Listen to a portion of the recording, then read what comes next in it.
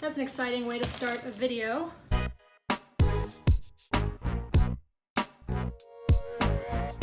Hello, this is Sarah soiledplant and welcome back to my channel. Today I'm going to do a Q&A / pot up video. I desperately need to pot up these low-varigation Albo cuttings. The roots are literally insane. This stuff is probably desperate to get into some soil. So that's what I'm here to do today. And I figured it would be a great time at the same time to answer some of your questions. I actually ran out of charcoal, so I could only make so much soil. So we'll just see how far we get potting up what I happen to have on hand, and whatever I am short on, I will have to order some more, but I figure at least some of these deserve to be in soil instead of water. It's getting a little crowded in my pickle jar. As per usual, I have these lids that I use for my sort of soil containment. I get these when I order the cat's food. They of course get wet food because they are spoiled rotten, and these come on top of the cases every single time, so I figure before I recycle them, might as well get them dirty, save a little bit of money, recycle, all those things. All right, let's first attempt to get some of this out of the jar before, ooh, yeah, these are not budging. I think I'm gonna have to break this jar. Like, nothing will even move. They won't move together as a unit very much. They won't move. So I think I'm going to have to drain this and break the jar open, which is so much fun. Let's do it, let's do it. Okay, so I'm gonna put the jar into this bag and then break it with a hammer, because this way glass doesn't get everywhere and hopefully does minimal damage to the roots. This is gonna be so loud. This is gonna be a little rough. Okay. I bet these jars are designed not to break for obvious reasons, because, you know, if you drop a jar of pickles onto the ground, you don't want it to break. Yeah, because I keep hitting it and it won't break. I'm so scared to go like full throttle because I don't want to hurt the plant, so I'm only gonna like barely increase the amount of force that I'm hitting this with. Also, there's a bunch of little babies that are growing on this side, and I want to avoid those if I can. So I'm trying to find an area without any like new leaves coming up, which is kind of this area, because I'm worried as soon as I go through the glass, I'm going to be hitting the plant. Oh my God, okay. Got it. I'm going to put the cuttings onto the lid of my soil container just so that they have somewhere to go. I'm just gonna set it right there for now. You can see that it is the shape of a jar still, which is lovely. There's still quite a bit of glass on the roots themselves, so I'm going to kind of try and pull them apart, and then individual plants I will kind of rinse with water to get as much of that glass off as possible. I managed to get them all apart. I've rinsed them off, so at least like the vast majority of the glass is gone. One thing I did notice is that the roots sometimes actually have variegation in the roots. So that's kind of a cool thing I didn't know about. But anyway, on to the questions. I've got a pot here, and I'm going to be planting up this one. This is the one with the variegation on it. That's getting a little bit better, or at least staying the same, maybe getting a little bit better. But it's the biggest cluster and the biggest root ball, so that one I'm gonna make sure goes into a pot. For the first question, do you have any 2022 goals? The short answer is yes, absolutely. I have 2022 goals. Last year, I talked about my 2020 year and my 2021 goals. So I plan on doing a video again this year where I do the same thing. It's going to be at like the very, very end of the year, so I can show you kind of what happened to my channel and do all of my analytics and tell you guys everything, because I find those types of videos interesting and I love watching them, so I do that. So when I do that, I'm definitely going to have my official listed goals and everything, but generally speaking, I want to continue to grow. I want to continue to improve, you know, maybe get some new editing software, maybe more supplies, things like that, more plants, of course. But I'll formalize all of that in the video that I'm going to post at the very end of the year. The next question is internet myth or facts regarding plant caring. I've thought about making videos like this. I do feel like a lot of people have videos on this subject, and so part of me doesn't want to sort of saturate the market with more videos of things that people aren't interested in. So that's why I haven't sat down and, you know, made that video yet.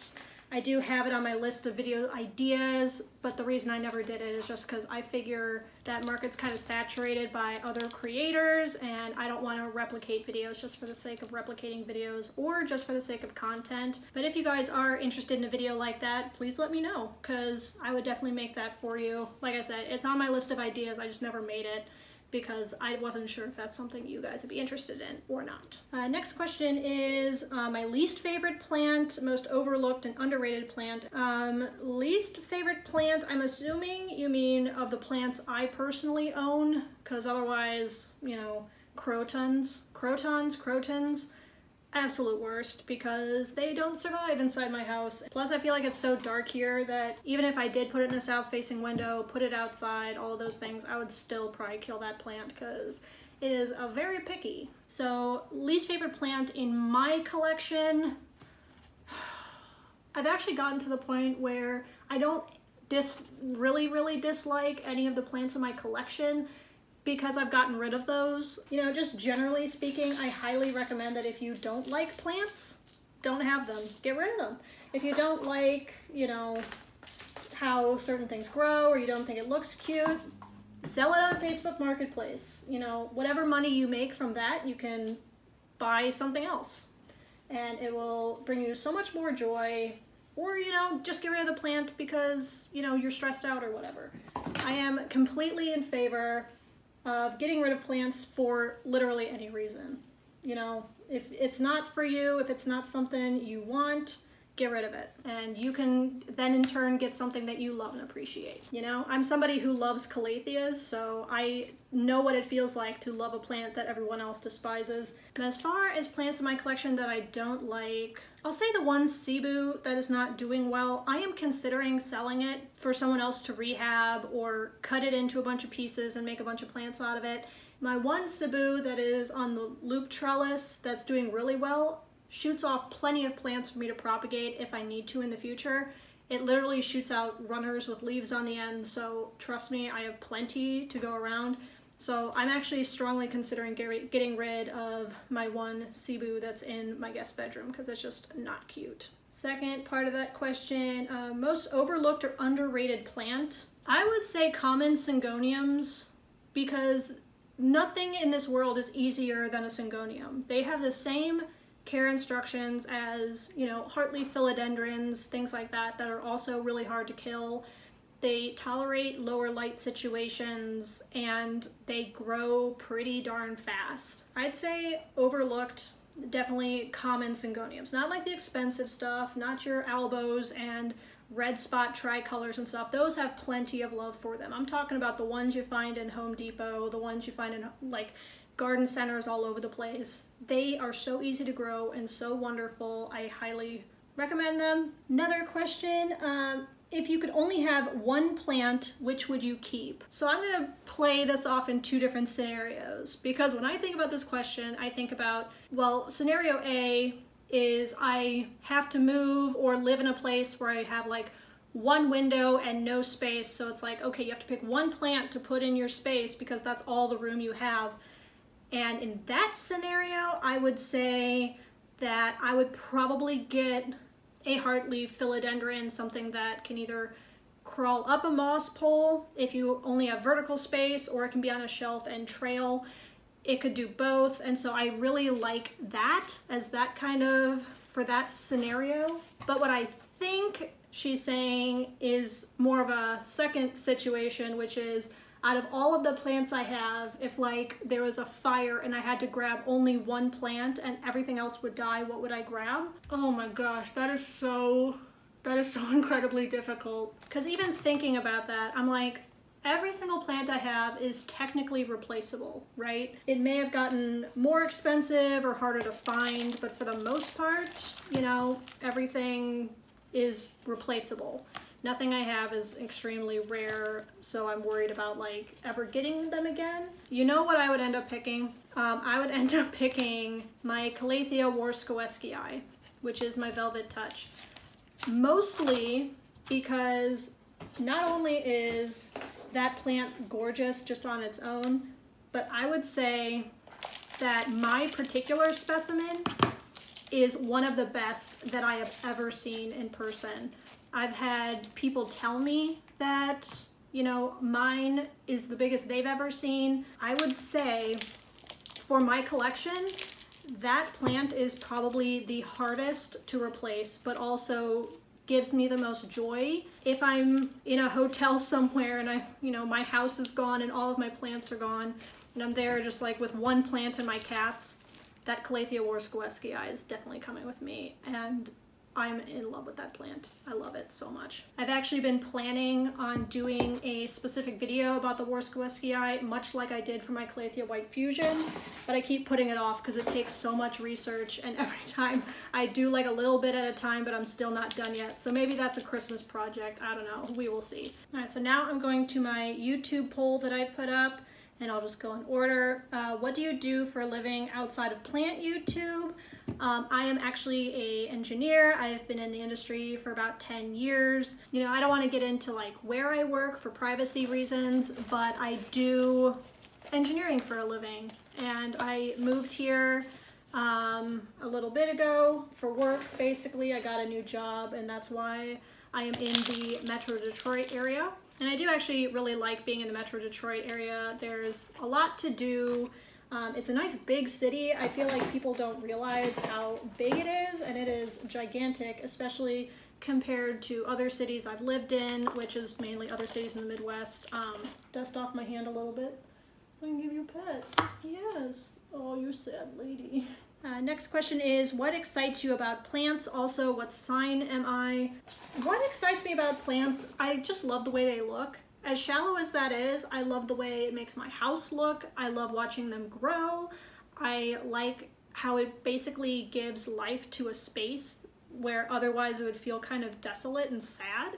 At least to me, when I see pictures of like really nice, you know, living rooms and stuff like that, all I'm like, ugh, you know, a plant would go great there. Or, you know, I just think they're very, very beautiful.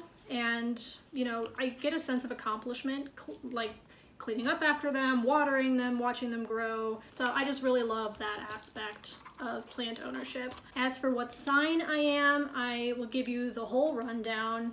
I am a Leo sun. I am a Libra moon with Sagittarius rising. I'm not the biggest believer in astrology, but I certainly find it interesting and entertaining. And like, I can say all day long that I don't take it seriously, but I do not date Cancer men because of experience. So take that for what you will. But as far as everything else goes, you know, that's all fine. Next question. Love your channel, hugs. Thanks, Plant Noodles. Hugs to you back. Hobbies, self-care, exercise, what's your thing? That's something that helps you relax and unwind, especially with pressures of living your life on social media. I haven't found my presence on social media to be that incredibly stressful. I have a bit of stress surrounding, you know, producing content and making sure I'm consistent. And I've tried to be a little bit easier on myself about that because I want to make sure what I'm putting forth is quality content and not just content. And I keep trying to tell myself that like, if you produced a video right now, it would be awful, you would look sad, you would not be in the right mindset for it. And so it's going to look garbage and no one's going to watch it anyway. So that aspect of being on social media is, you know, a little bit daunting. But as far as like people's reactions to things, I think I'm small enough that nobody has really come at me with some weird stuff yet. Aside from the occasional spam message, I actually have only deleted, I think, 2 messages since I started my YouTube channel. One of them was about how my nails looked ugly and dirty, and I was like, fair enough, they did look kind of dirty, but also I'm dealing with plants, so part of me is like, you know, whatever. But I deleted it just so that people wouldn't interact with it or see it and pile on or something. It wasn't that I was offended, it was just like, I should probably take this off my channel just cause. And one person said that I was talking too much in a video, and I'm like, well, that's not helpful, but thank you. But as far as like just general relaxing, because I find like life can be a little bit stressful. You know, I've been actively dating for about a year, and that's probably more stressful than my job or this channel combined. And as far as stress and things, as far as that goes, you know, I just try to spend like a couple days a week, hopefully intermittent, so that, you know, I have like a handful of days where I'm like active and, you know, a day of rest where basically I don't get out of my pajamas and I watch what shows I like, I eat good food, I eat snacks, I make tea. I love taking baths. That's like one of my favorite things in the world. I actually just got my bathtub fixed, so now I can take like real baths with like bubbles in it and stuff because my drain was broken. But anyway, I have like just the smallest amount of soil left, so I'm just gonna kind of dump it into some of these plants that I've already planted. I'm gonna have one that is potless, but you know, I did all right. I got more in than I thought that I was going to be able to, so I'm happy with this. I have my last group of questions here from Susan. Top watering or bottom watering or both? So I definitely do both. I have a few plants like my string of hearts and my peperomia and a couple others that I prefer to bottom water as opposed to top water. I feel like they just handle it better, and I try to do it per the plant. I default to top watering, but will bottom water if something is too dry, especially like I've waited too long between waterings. I will bottom water to basically saturate the soil again, otherwise the water will run through and not saturate the soil at all. So I'll use them in like extreme cases like that also, but I definitely do both. Default to top watering. What is your average humidity and temp in your house during the winter? So I actually just bought a brand new furnace because my old one was 34 years old.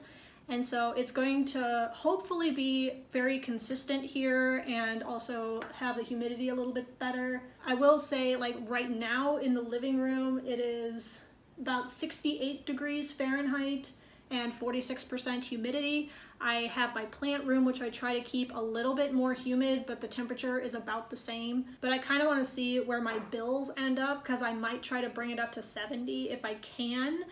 But 68 should be completely fine for the plants, especially because it is winter and it's getting less light. So it should be fine with 68, but I kind of want to see what my bill is before I attempt to go up any higher. Oh, you also asked about temperature and humidity in my cabinet. The cabinets are about the same temperature as my house, but the humidity is closer to 85% or 80%, just depending on if I've recently watered it or not.